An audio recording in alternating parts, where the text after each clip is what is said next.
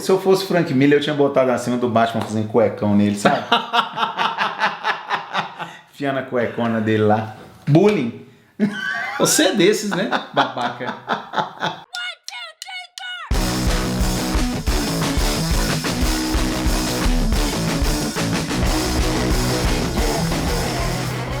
Diogo!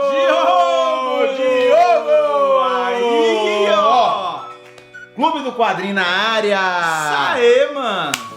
Mano, Hoje a responsa é pesada. sim, estamos no dia do lançamento desse programa, a um dia da estreia deste aguardado, maravilhoso e hypado filme, né, Diogo? Sim, senhor! Fala pra eles. Amanhã estreia, inclusive algumas pessoas verão esse filme hoje, seus sortudos. Sim, Amanhã estreia Batman vs Superman, A Origem da Justiça. exato. E por conta dessa estreia, eu e o Dioguinho resolvemos falar de um dos quadrinhos mais importantes da história dos quadrinhos, né, Diogo? Do universo de super-heróis, enfim. E tudo mais. E lá vou eu de novo para o meu atestado de idoso, número 657. A gente vai falar disso aqui, ó.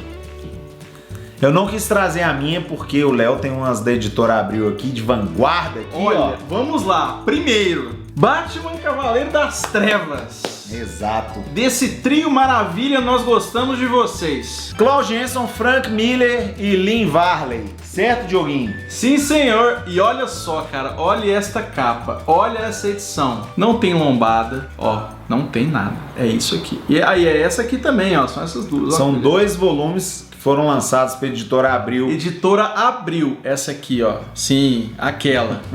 Olha a marca da DC, cara. Não tem a marca nem da Panini, né, Diogo? Aí você novinho que acha que a marca da DC atual é a única que já existiu. Não, essa aqui é da véia, é da boa. Exato. É igual cachaça. Essa. Vamos falar hoje dessa maravilha aqui, que é Cavaleiro das Trevas, aqui dividido em 2 partes. Hoje você encontra aí um encadernado com a parte 1 e aquela que não deve ser nomeada, a parte 2. Um encadernado bem bonito, infelizmente com a capa da arte da parte 2. Porém, você encontra talvez um encadernadão com essa capa aqui, que é a mais bonita de todas.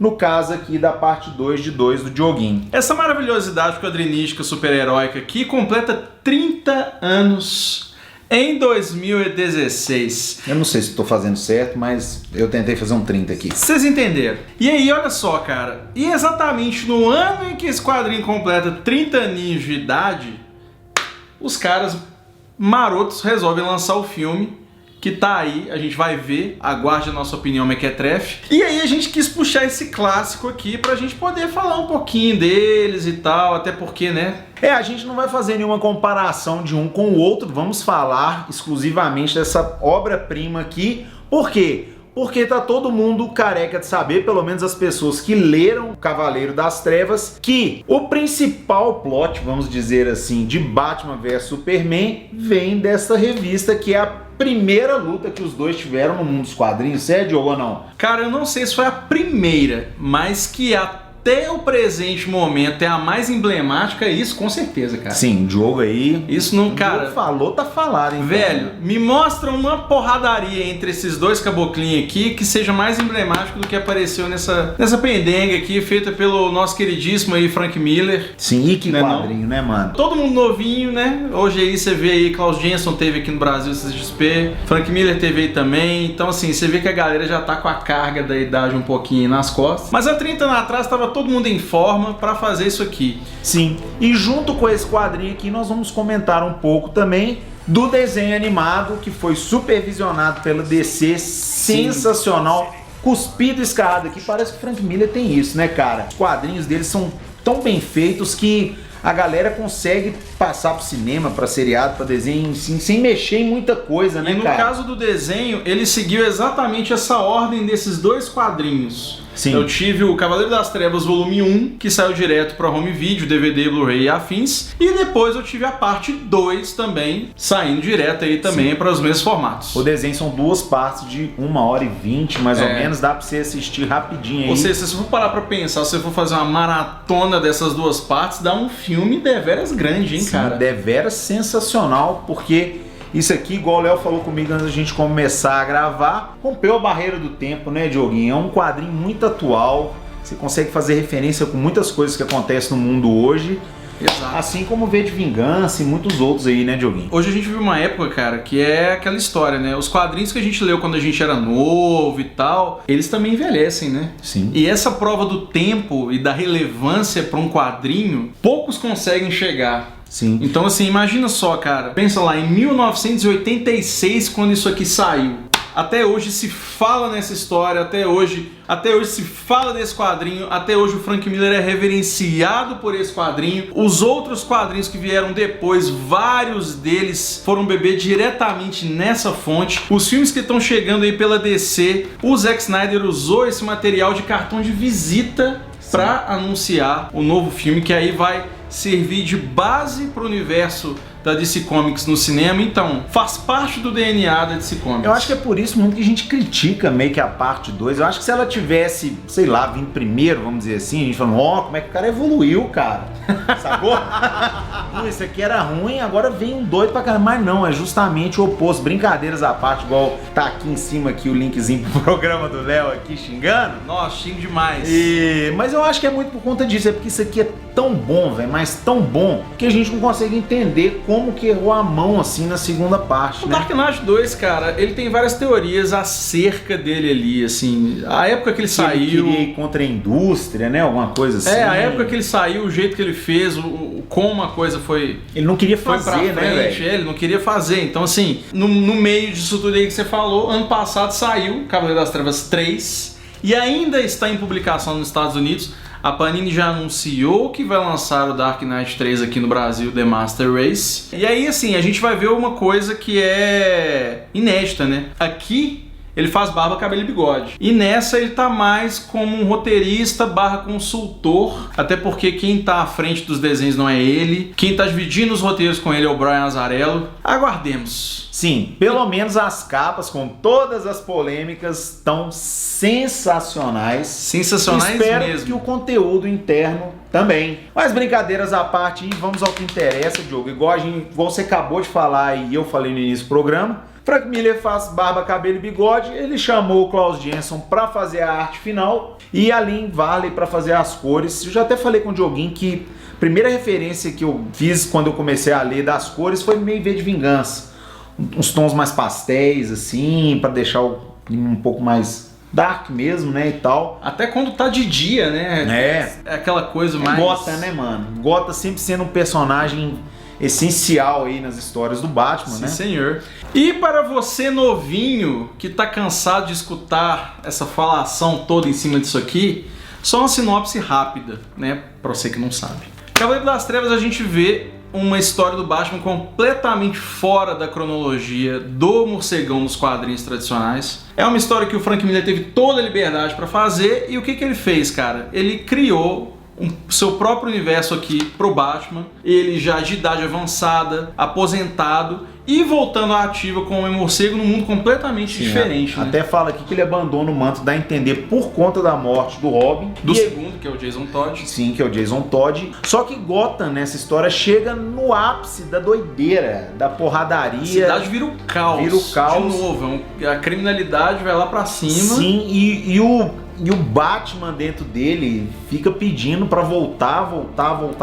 E acontece isso, a gente vê que ele tá aposentado, mas que ele vai voltar ativa por conta de Gotham estar do jeito que está, que é a ameaça mutante, né, Diogo? Exatamente. E não, a gente não tá falando dos X-Men não, viu? Calma, antes que você dê um pulo, um triplo carpado aí na cadeira. Existe a gangue dos mutantes, é esse o nome que recebeu aqui, e também é um nome em inglês. Sim. Que é uma gangue que assola Gotham num nível de violência nunca antes visto. É o caos pelo caos e pronto, acabou. E uma coisa que vale citar também é o seguinte, uma das referências claras para a construção disso aqui, até porque assim, né, anos 80, velho. Sim. Olha só, a gente tem uns caras casca grossa pra cacete daquela época, Charles Bronson, Desejo de Matar. Sim. Mas pra isso aqui, velho, o Bruce Wayne foi inspirado claramente no Clint Eastwood, lá no Magnum.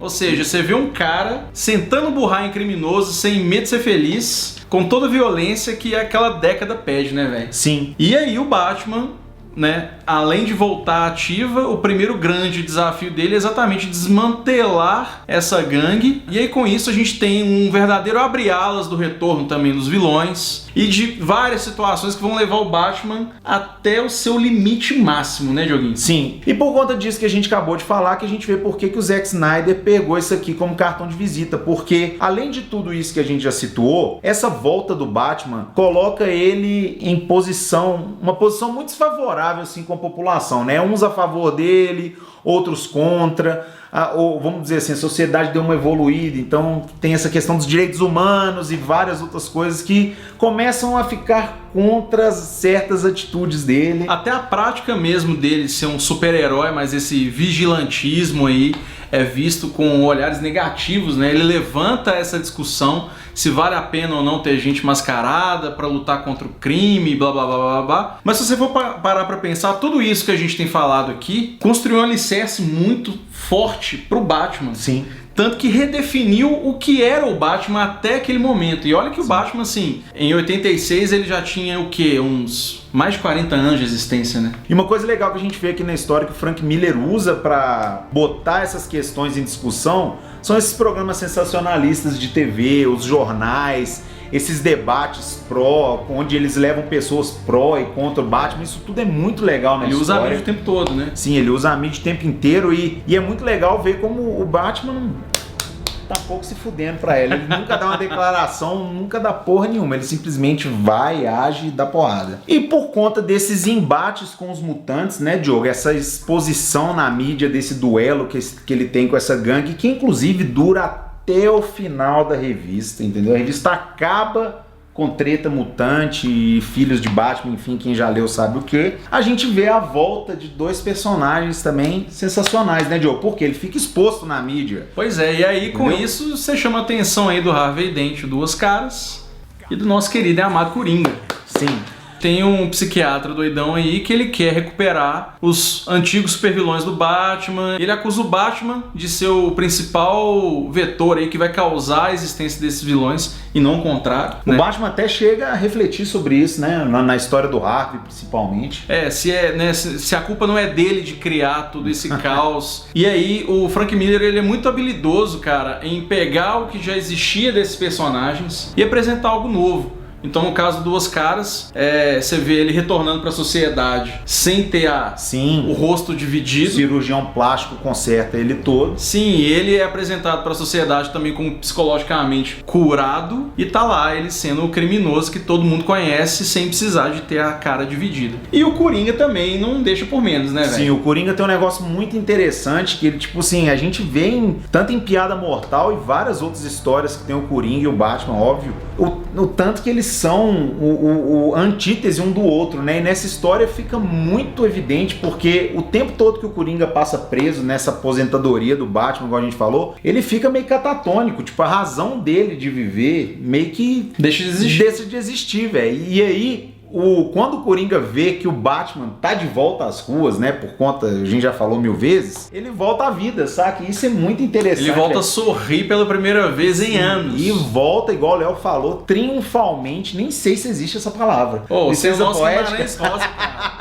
A volta triunfal dele, tacando terror em Gotham City mais um pouco. É que ele não brinca em serviço não, pai. Matando geral. E aí, paralelamente a isso, a gente vê também a treta do governo. E no meio dessa treta toda de Batman de volta, Duas Caras de volta, Coringa voltando aí também, isso chama a atenção não só da população de Gotham City, obviamente, mas também do governo dos Estados Unidos. E aí a gente vê a inserção do Super-Homem na história. Sim, e é onde eu vi...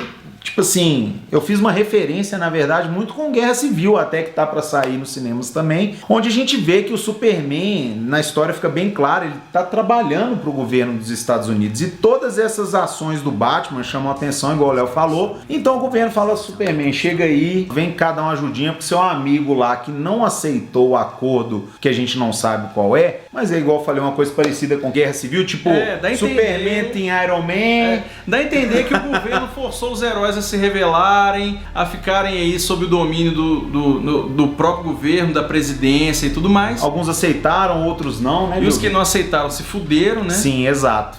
O Batman que ficou na clandestinidade mesmo e tal, aposentou, enfim. O governo chama o Super-Homem pra conter a ameaça Batman e parece que por conta de todas as ações que ele fez, ele já sabia que esse embate era inevitável, né, Dioguinho? Exatamente, e aí com isso, cara, desde o momento que ele apresenta o Super-Homem na história desse jeito, já como um lacaio do governo americano, e também mostrando as ações do Batman, você vê que os dois personagens são duas forças equivalentes, que o combate no final é inevitável. E que combate, cara. E que combate no desenho, novamente citando, né?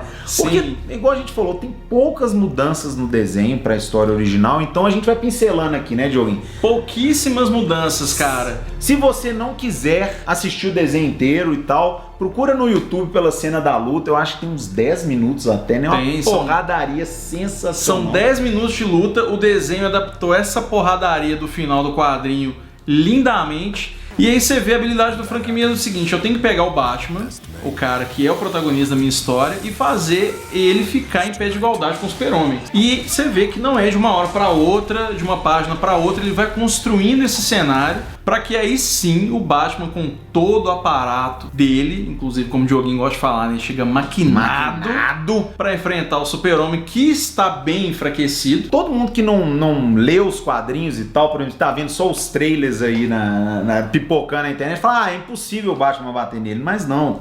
Aqui tem uma explicação bem assim fundamentada por que as coisas aconteceram. E até mesmo o combate entre os dois, cara, é muito mais sobre o Batman, que é um cara mais velho, mais sofrido e mais maduro, passar uma mensagem na base da porrada, mesmo que sejam por alguns minutos, pro Super-Homem.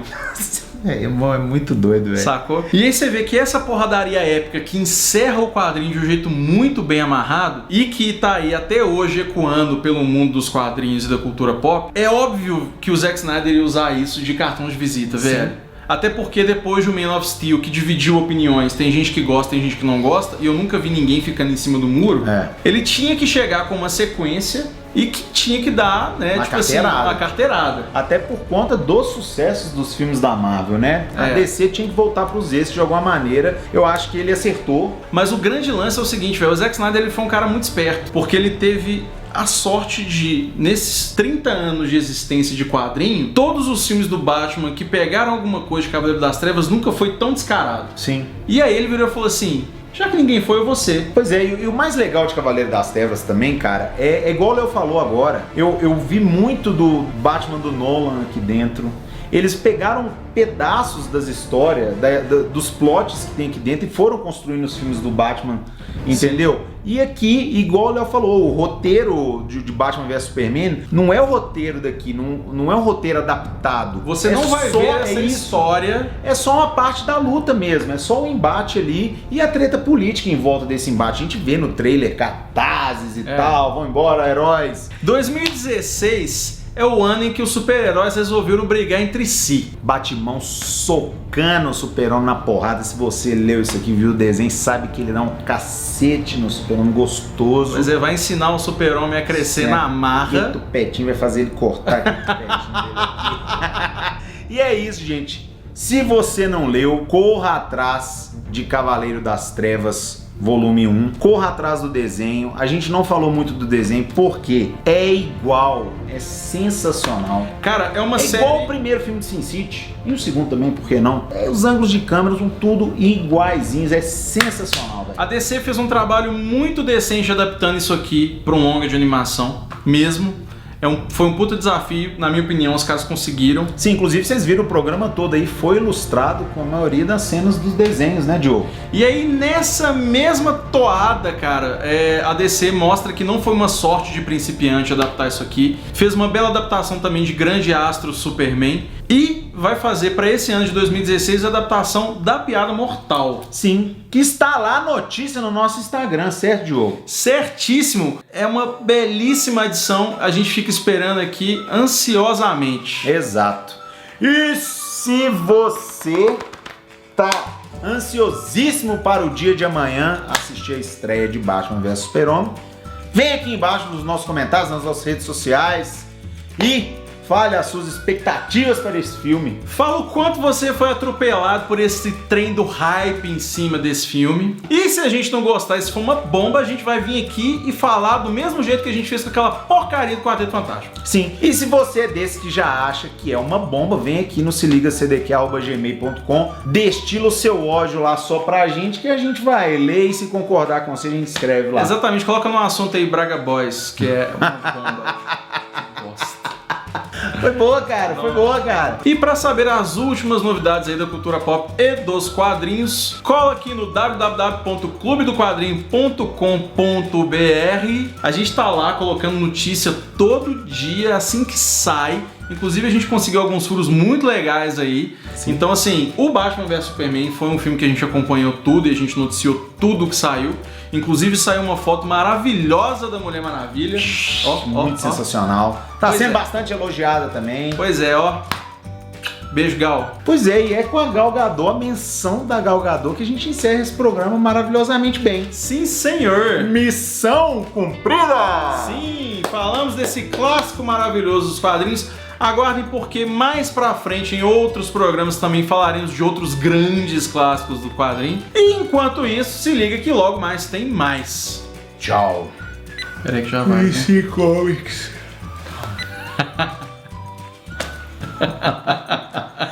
Serve de referência. Aliás, o flanco. Caralho. Eu acho. E ainda. Foi boa pra caramba. Foi melhor nisso, cara. Bomba. Isso aqui é bomba. Bom demais. É isso aí, né, Diogo? É com a Gal Gadot que a gente encerra esse programa muito bem. É Gadot, não. É Gadot, é Brigitte Bardot. Confundiu tudo. O que o Apocalipse faz com o Super-Homem? Mata o Super-Homem. Será que o Super-Homem vai morrer no final? Não sei. Cena dos próximos dias, né? É.